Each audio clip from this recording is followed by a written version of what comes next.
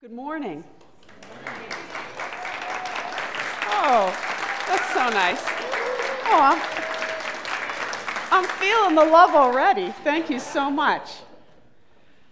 You know, in life, we meet a lot of people. They come and they go. But some people, they come into our lives and they stay with us. They change us. And one person who came into my life and changed me was a patient of mine. I'll call her Faith. 20 years ago, I was a young orthopedic surgeon at the Mayo Clinic in Jacksonville, Florida. Faith was a patient care technician at our hospital. I was always so happy when she was assigned to my patients because she was such a highly intuitive caregiver. She seemed to know what patients wanted and needed even before they asked. One day, I noticed that Faith was limping, and I asked her if she was all right. She dismissed me at first. "Oh, doctor, it's nothing." But a few days later, she shared that her knee had been bothering her for some time. It was swollen and painful, and she was having trouble bending it. This concerned me, because she was only 37 years old and overweight.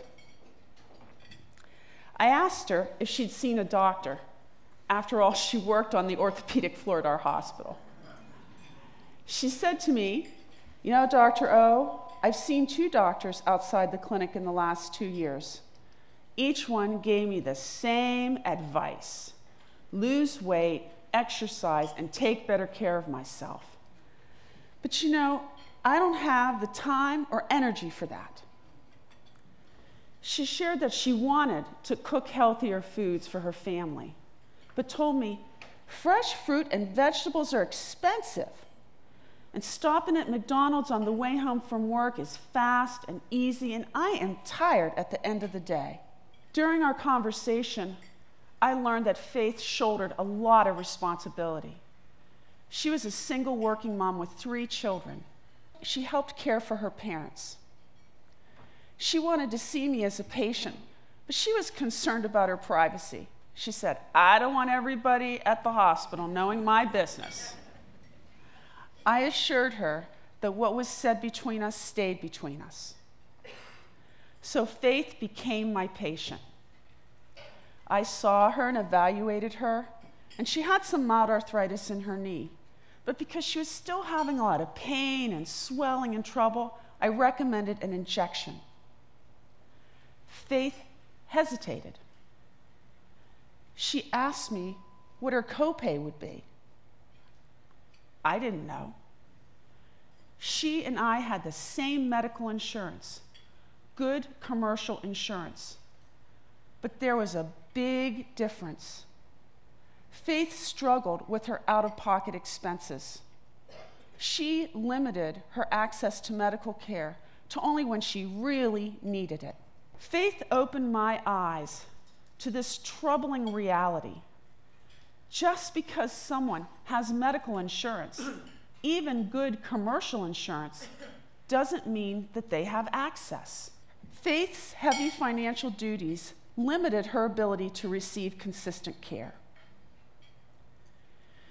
Now, like the other orthopedic surgeons that she had seen, I too talked to Faith about losing weight, exercising, and taking better care of herself. She said that she thought she got enough exercise at the hospital. I asked her about walking in her neighborhood at the end of the day or on the weekend. And she said, "Dr. O, nobody walks in my neighborhood. There are drug dealers. There are shootings." Now, I knew about high-risk neighborhoods, but I didn't know that Faith lived in one. To avoid child care costs, she lived near her parents, who took care of the kids when she worked. And she wanted to move to a safer neighborhood, but she simply couldn't scrape together the money to do it. So Faith and her children stayed inside, watching TV, not moving. And every day that Faith was sedentary, her health risk increased. Her knee pain was just one in a long list of problems that plagued Faith's life. Unfortunately, she could not recognize her biggest and her most dangerous problem.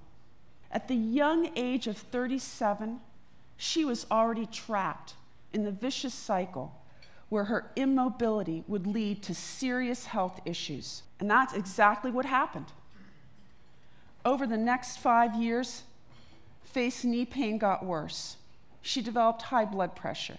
She would come in to see me maybe once a year or so, usually when she wanted a temporary pain-relieving injection. She would save those visits up for special occasions, like when her son was graduating from high school. I remember that one.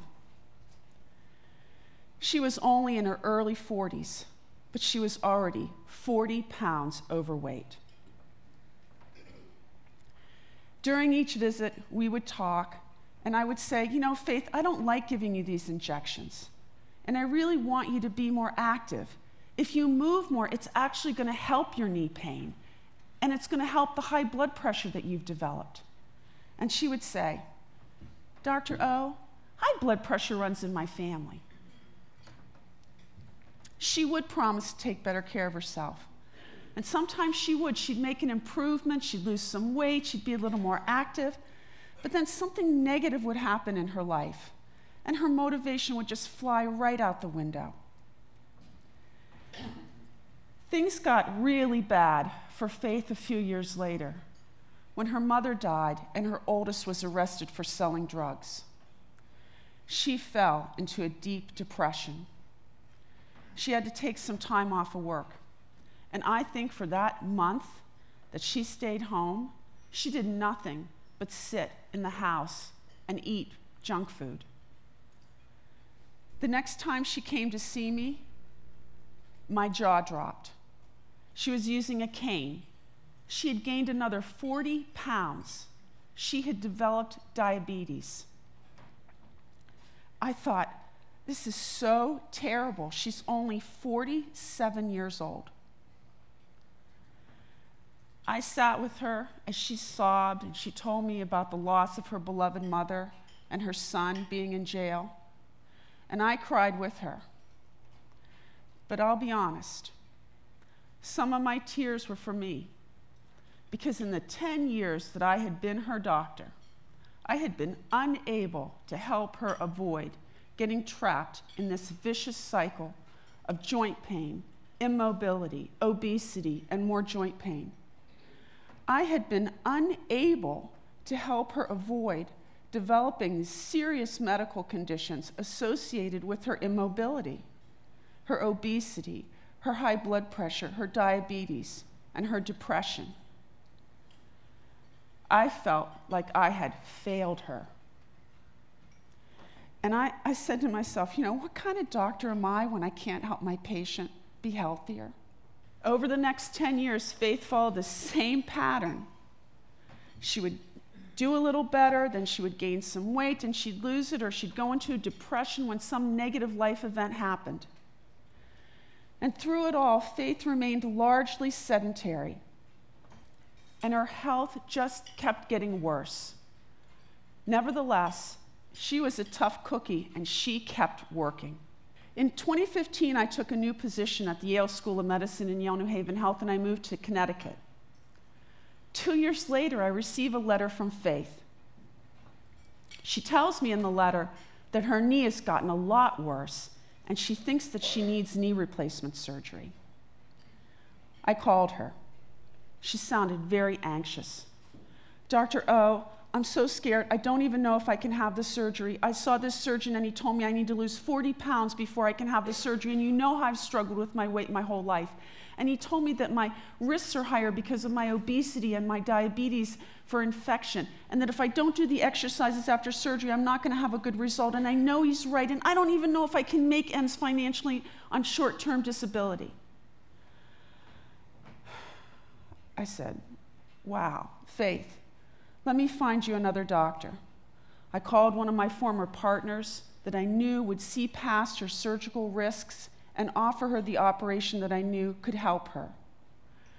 I encouraged her to use the time after surgery when she was doing her physical therapy to reestablish some good habits, I encouraged her, and I told her that I believed in her.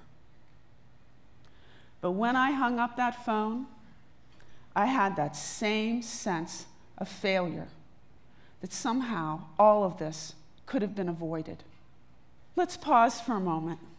And I want to ask you, now that you've heard Faith's story, how many of you think she's an African-American woman?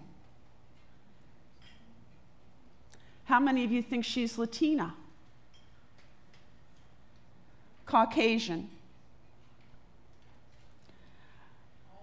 I had a very specific reason for asking you to follow Faith's journey with me. Faith represents the groups most impacted by the vicious cycle: women and individuals of color. Now let's watch a video that shows how this vicious cycle impacts millions of people like Faith. This nation we're in a crisis situation where we have a vicious cycle of joint pain, specifically knee pain, leading to decreased physical activity, which then leads to weight gain and obesity, which then adds increased pressure on those joints. And now we're back into this cycle. Intermingled in that are comorbid conditions such as diabetes, heart disease, depression. But at the very center or core of this vicious cycle is a potential solution, something that can break that cycle, something that can maybe prevent you from even getting into this vicious cycle, and that's movement.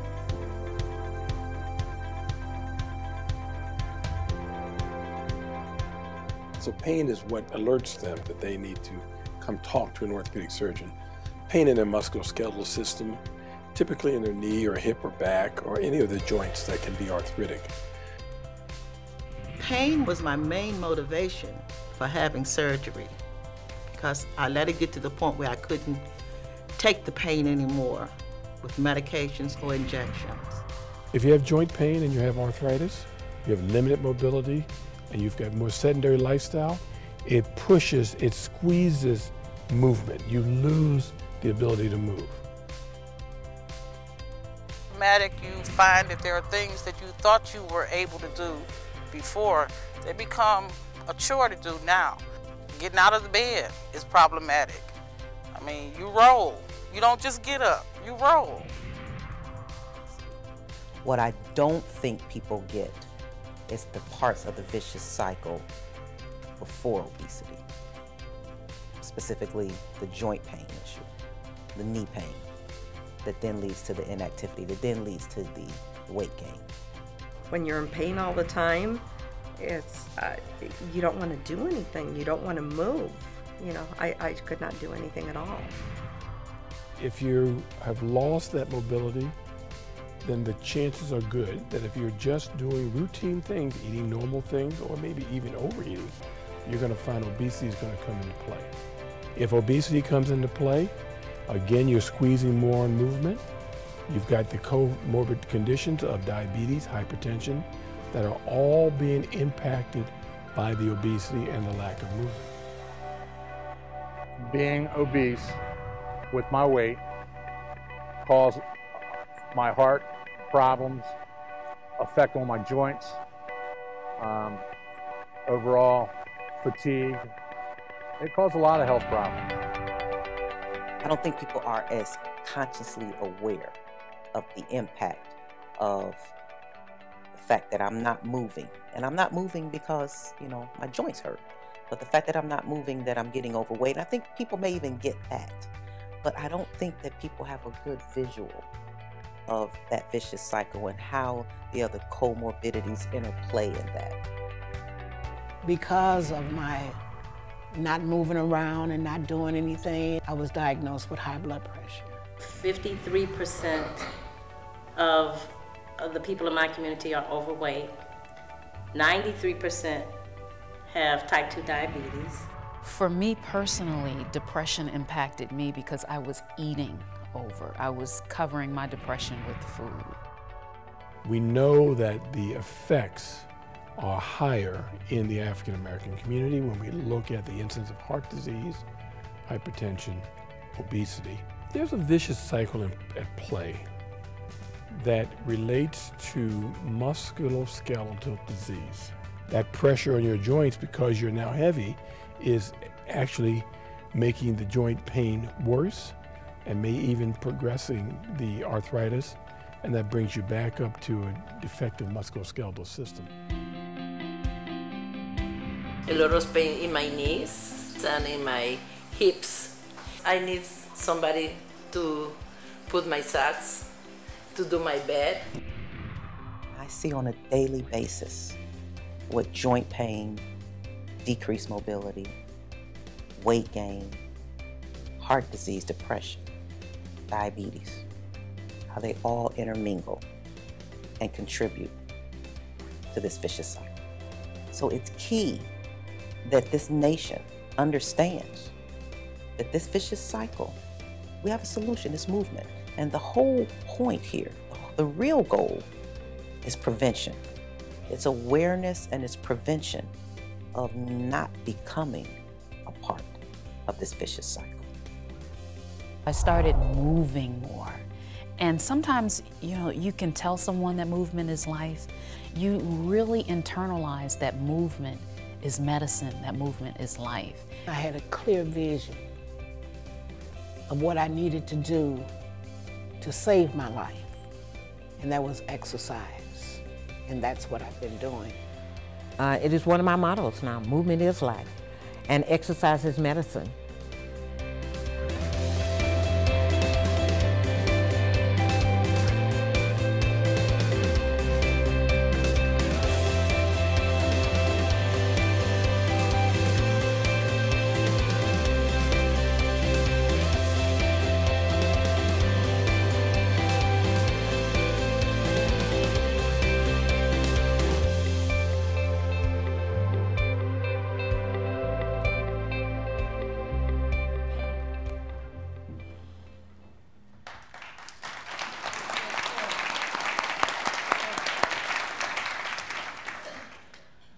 Let's go back to Faith's story. She decided to proceed with the surgery, and she did struggle with the rehab afterwards, but her knee pain was so much better. But over the last several years, she had also developed arthritis in her low back and her hips and her other knee. So in reality, even though her knee pain was better, she did not increase her level of physical activity. Faith remains trapped in the vicious cycle. Faith's story is not just about the vicious cycle, but it's about the forces and factors that shape our health and well-being. Let's take a look at some of these forces and factors. What's fascinating here is that only 10% of our health and well-being is influenced by medical care. Now, we know that medical care is essential to health. I mean, Faith needed to see a doctor when she was having her knee problem. But even if Faith had had perfect access to medical care, it would not have changed her story. She could not walk in her neighborhood because it was unsafe. She made individual choices that did not support a healthy lifestyle. So forces and factors, some within Faith's control and some outside her control, would just consistently pull her further and further down. Complex forces and factors create the disparities that impact Faith and millions of others. These disparities are real, and we need to understand them so we can find solutions. To help us understand these complex forces, Movement is Life created an expanded, dynamic model of the vicious cycle. Let's take a look. You see the inner circle, which is the medical vicious cycle. Now we've surrounded it with the ring of social and environmental factors. Let's take a look at just one that definitely impacted Faith, and that's access. Faith had great insurance, but did she have access? No. She did not consistently have access because of out-of-pocket expenses. She struggled with her financial responsibilities. And we know that Faith is not alone. Out-of-pocket expenses limit access to millions of working Americans with insurance. But that's not the whole story, because around this ring of social and environmental factors is yet another ring: public and private policy. By the time Faith's knee arthritis was so bad she needed surgery, she was sick. She was at higher risk of complications because of her weight and her diabetes and her blood pressure. Those put her at risk, but our current healthcare policies also put Faith at risk of not receiving the care she needed. Let's talk a little bit about that. So for the past several years, many hospitals and surgeons have participated in what's called a bundled payment model. And in this model, this hospital or surgeon are paid a set amount for providing care to the patient for an operation like a knee replacement and for the 90 days thereafter. Now, if the hospital and surgeon can deliver that 90 days of care at a lower cost, then they can share in some of the savings. If it costs more, then they're financially responsible. So what we see are hospitals and surgeons potentially being rewarded for providing care to healthier patients and potentially punished for providing care to sicker patients. We call this cherry picking and lemon dropping. And let me ask you, which one was Faith? My wonderful Faith was a lemon. Policy matters. Bad policy helps trap patients like Faith in the vicious cycle.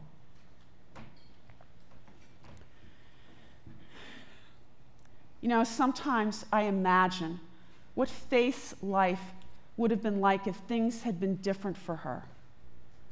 What if she lived in a better neighborhood where she could walk in the evening? What if she had lower co-pays rewarding her for better health? What if she had had consistent therapy to help her deal with her stress and her depression? What if she had embraced movement in her 30s? My imagined Faith at 58 is active. She's still working at the hospital, taking great care of patients, and everybody loves her. She's healthy. She has a little mild knee arthritis, but it doesn't slow her down. And all of this because she embraced movement 25 years ago, because she understood that movement is life. Thank you.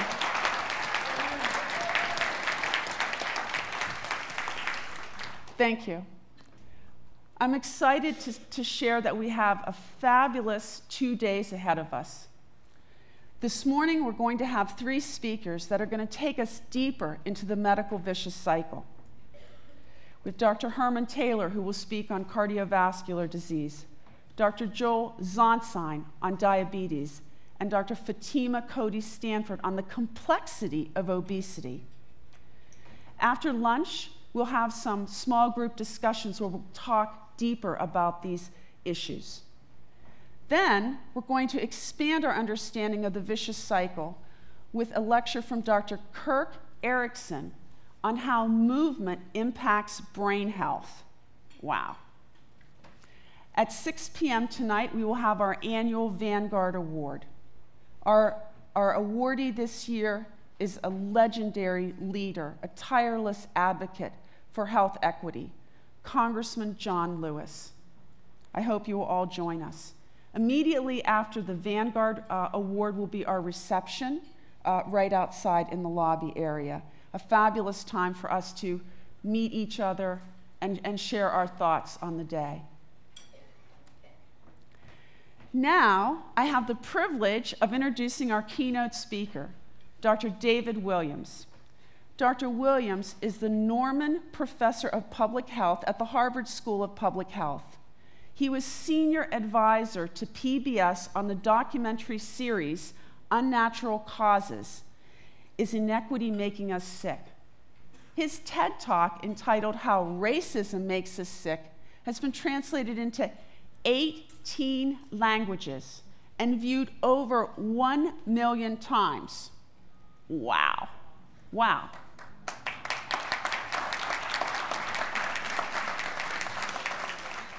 Dr. Williams has many awards and accolades. I'm just going to name a few. He's been elected to the National Academy of Medicine and the American Academy of Arts and Science. He's going to challenge us today by asking, what if we could create a world where the color of our skin and our economic status did not determine how long or how well we live? Please join me in welcoming Dr. David Williams.